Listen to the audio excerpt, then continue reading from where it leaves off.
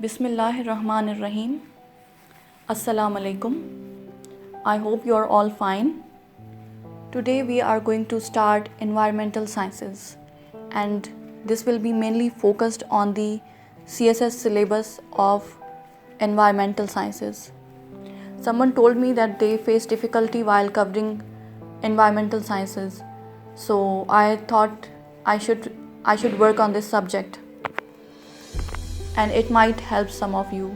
So that's why I'll try to cover the entire course.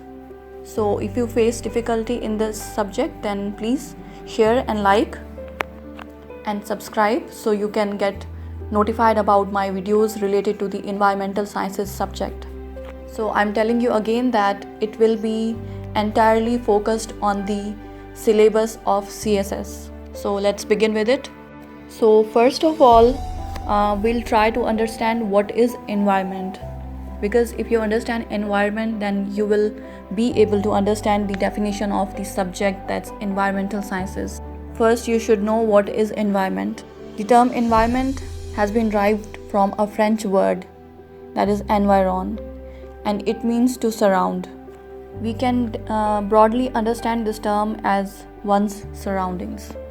And to be more specific, we can say that environment is the entire physical and biological systems surrounding man and other organisms. Because our environment is based on the physical and biological systems, on this basis, environment is classified into two. Number one is called physical environment, and number two is called the biological environment.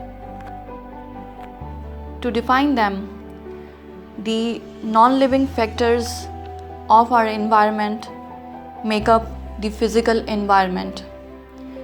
The non-living factors are called as the abiotic factors, and that is why our physical environment is also called as abiotic environment.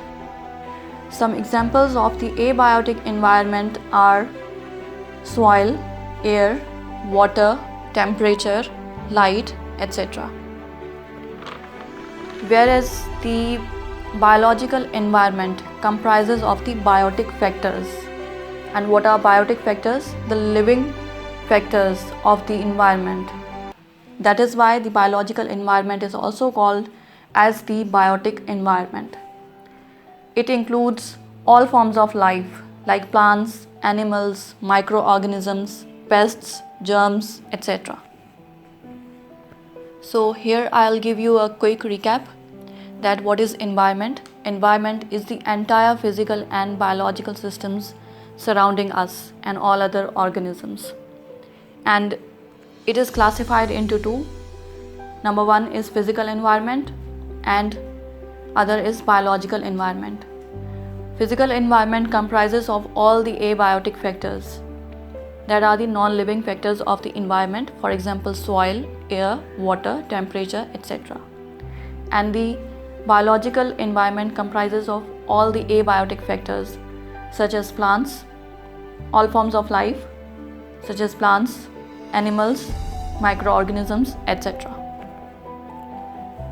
So now when the biotic components of the environment interact with the abiotic components of the environment, then they make up an ecosystem.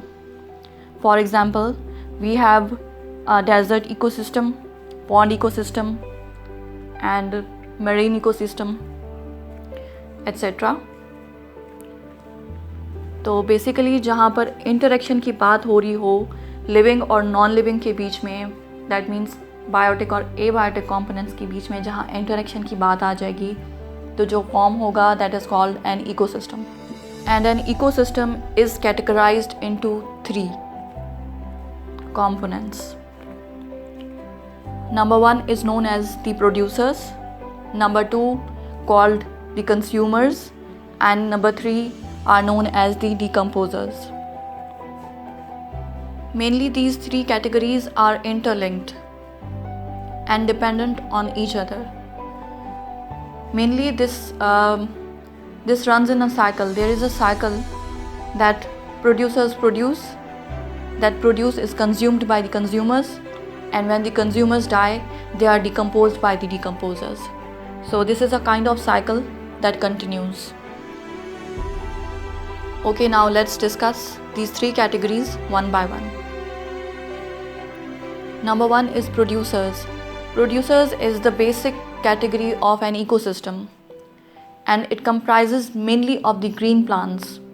And you know that green plants produce resources within an ecosystem. They produce carbohydrates, proteins and minerals, etc. The next category is of consumers, and you know that the produce produced by the producers is consumed by the consumers, and consumers includes humans and animals. And lastly, the third category is of decomposers. What they do is that when the plants die and the animals die, they are decomposed by the decomposers, and it mainly comprises of the fungi, algae, worms, etc. So generally these three, that is producers, consumers and decomposers, work in coordination with each other in an environment, in an ecosystem. They work in such a way that the producers, that are green plants, they consume the minerals from the soil and in turn produce. That produce is consumed by the consumers, and when the consumers die, that is when animals die and humans die, they are decomposed by the decomposers, and then the minerals are returned to the soil for the producers to utilize and produce for the consumers, and this way the cycle goes on. So here we can make a chart in which we can separately discuss what are producers and what are their functions. And you should make a chart. You can mention that producers produce various organic substances such as carbohydrates, proteins, fats, and then you can give an example that producers are the green plants. And then make a column for consumers in which you will briefly describe that consumers depend for the nutrition on the producers. That is, they gain organic food from the plants. And the examples of consumers are all the animals and humans. And then make a third column in which you'll write decomposers. What do? Is that they bring about the decomposition of dead. That could be dead plants, dead animals, dead humans. And what do? Is that they return various important minerals back to the soil. So this was a brief lecture about what is environment, what are the types of environment, and what comprises environment, what is an ecosystem and how it is categorized, what are producers, consumers and decomposers. So that was a brief lecture about all this. So basically this was a brief lecture about the environment, and next topic will be discussed in the next video. Till then, take care. Thank you so much.